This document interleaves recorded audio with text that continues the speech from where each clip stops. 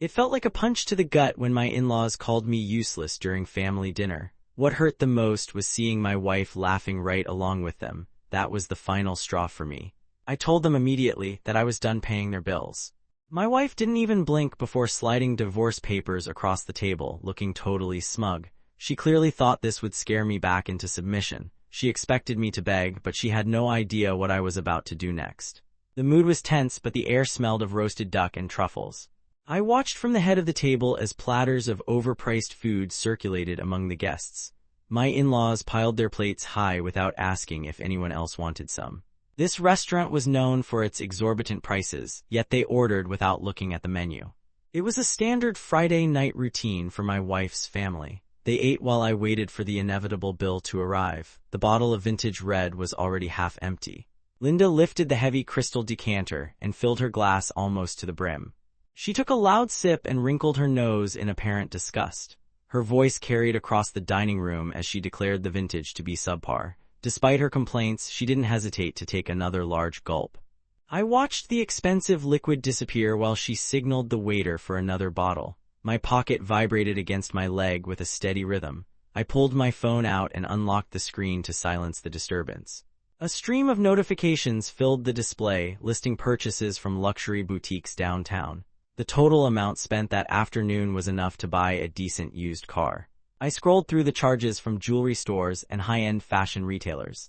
It seemed that Sarah and her mother had enjoyed quite a spree on my dime. Mark chewed with his mouth open while looking directly at me across the centerpiece. He waved his fork in the air, using it to emphasize his words. He chuckled and asked if I was worried about the recent market downturns affecting my commission. His tone suggested that my hard work was nothing more than luck. He smirked and made a crude joke about me needing to work harder to support their tastes. I looked next to me, expecting my wife to defend me or at least stay silent. Instead, Sarah let out a high-pitched giggle that matched her brother's mockery. She leaned in close and nudged my arm playfully with her elbow. Her eyes sparkled with amusement as if the insult was just good-natured teasing. She clearly expected me to smile and brush off the disrespect like I always did. It was a united front and I was on the outside. The laughter died down as the main course arrived at the table. Linda cut into her steak and brought up the topic of Mark's transportation issues. She glared at me and asked why I hadn't approved the loan for his new sports car yet. When I remained silent, she slammed her knife down on the plate.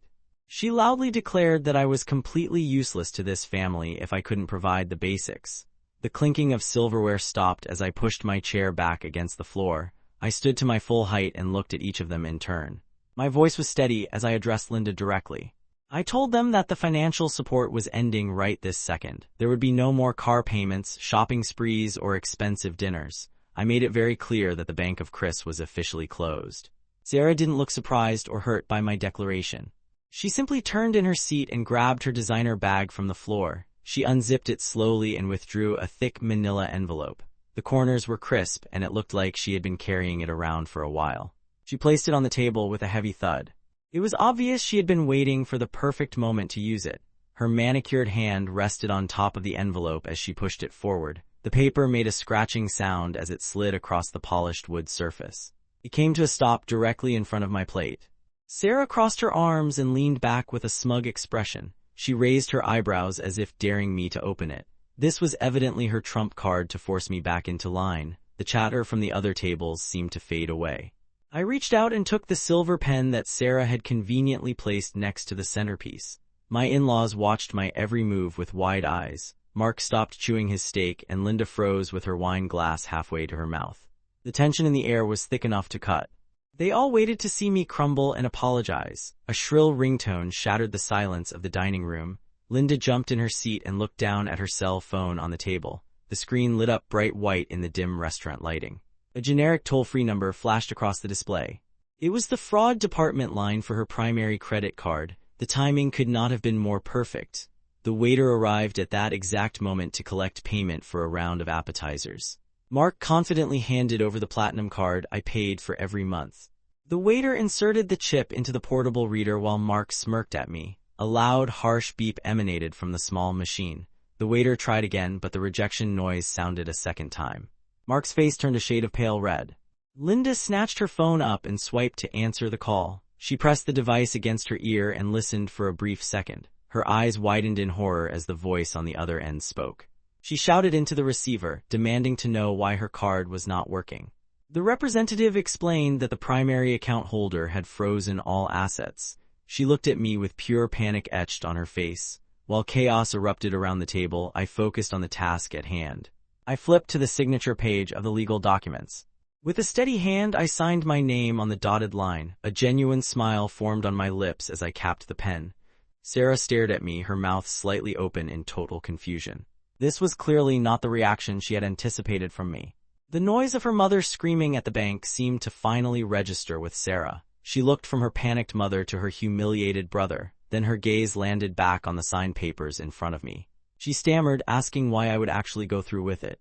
She reminded me that this was supposed to be a negotiation tactic. The reality of the situation was starting to sink in. I didn't bother to answer her ridiculous question. I separated my copy of the divorce agreement and folded it neatly. I placed the papers into my inside jacket pocket and secured the button. Without saying another word, I turned and walked toward the exit. I could hear Mark arguing with the waiter about the bill behind me. I pushed through the heavy front doors and stepped into the cool night air. My car was parked right out front and I wasted no time getting in.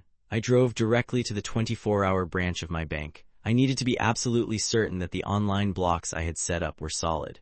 I used the automated kiosk to verify that every joint account was locked down tight.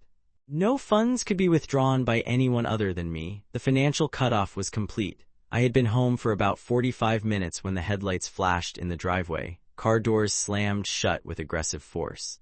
Heavy footsteps stomped up the walkway to the front porch. A fist pounded against the wood of the front door, shaking the frame. I could hear Sarah shouting my name through the thick timber. They had evidently figured out they had nowhere else to go. I waited until the pounding stopped before I unlocked the deadbolt. I swung the door open to reveal the entire family standing there. Before they could start screaming, I thrust a blue folder toward them. Mark instinctively grabbed it, looking confused. It contained the certified copies of the prenuptial agreement we had signed years ago. I had kept it safe for this exact scenario. Mark opened the folder under the yellow light of the porch lamp. Sarah leaned over his shoulder, reading the text frantically. Their eyes scanned the highlighted clauses near the bottom of the page. The legal language was clear and unforgiving regarding the division of assets. It stated explicitly that in the event of a divorce, all premarital and business assets remained mine. The silence on the porch was deafening. The realization hit them all at once like a physical blow. Sarah looked up from the document with tears welling in her eyes. Mark dropped his hand to his side, letting the folder hang loose. Linda looked at the luxury cars in the driveway that they would never drive again. They had assumed they would take half of everything I owned. Now they knew they were walking away with absolutely nothing. The arrogance they had displayed at dinner evaporated instantly. Linda stepped forward and reached for my hand, her voice trembling. She started apologizing for everything she had said at the restaurant. Mark chimed in, claiming he was just stressed and didn't mean the jokes. They pleaded with me to reconsider and work things out with Sarah. It was a pathetic attempt to save their access to my bank account. I stepped back into the entryway and started to close the door. I looked Sarah in the eye and told her she had wasted her chance. I informed them that they had exactly 1 day to remove their personal belongings from my house. Anything left after that time would be donated to charity. I told them to find somewhere else to sleep tonight. Their time living off me was over. The sun rose on a quiet house the next morning. I sat in my home office with a cup of coffee and dialed my attorney. He answered on the second ring, expecting the call. I instructed him to file the signed papers with the court immediately.